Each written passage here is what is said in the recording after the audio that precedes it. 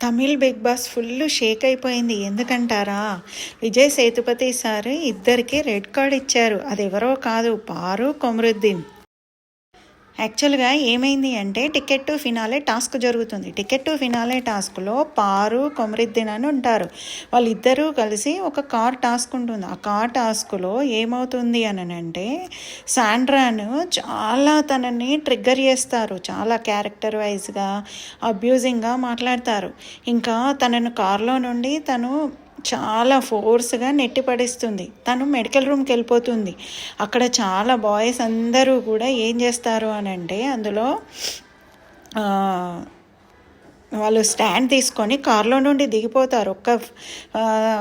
4 ladies మాత్రమే లోపల కూర్చుంటారు.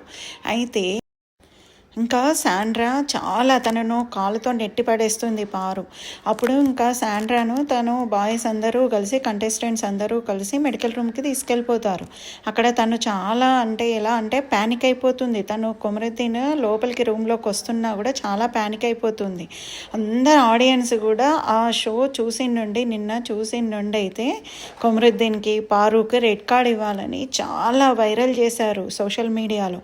ఇప్పుడు సేమ్ అలానే ప్రోమో రిలీజ్ అయింది. ఆ ప్రోమోలో రియల్గా ఉంది. విజయ్ సేతుపతి గారు ఇద్దరికి రెడ్ కార్డ్ ఇచ్చారు. First time in Bigg Boss Vijay Sethupathi గారు అంతగా స్టాండ్ తీసుకొని రెడ్ కార్డ్ ఇవ్వడం అనేది అయితే చాలా చాలా బాగుంది. అసలు విజయ్ సేతుపతి గారు హ్యాట్స్ ఆఫ్ మీకు.